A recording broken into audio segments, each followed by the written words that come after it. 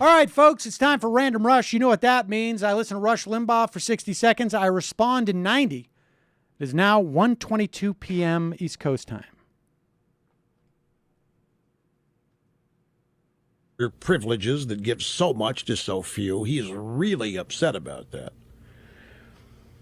But there is nothing about his own circumstances to suggest that he lives the life he professes, as opposed to professing abstractions that psychologically make the quite different life he lives more palatable. Certainly, Krugman's liberalism means that few care that he once worked in the Reagan administration, that he was a paid advisor to Enron, or that he has just taken a part-time $225,000 post-retirement job at the City University of New York. One that at least initially requires no teaching. They're just going to give him $225,000 to get his name on the list of the faculty.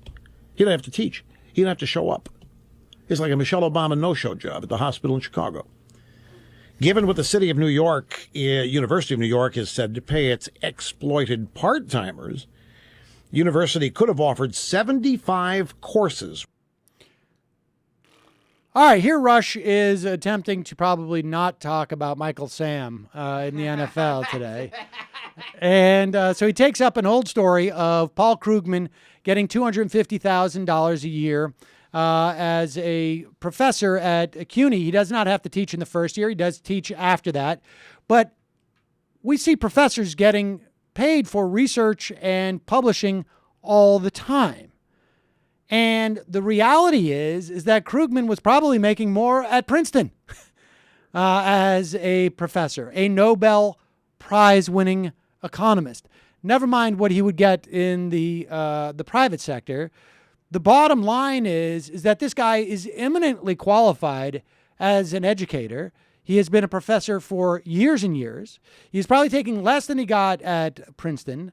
And it is true that at CUNY and, frankly, around the country, adjunct professors are making virtually nothing.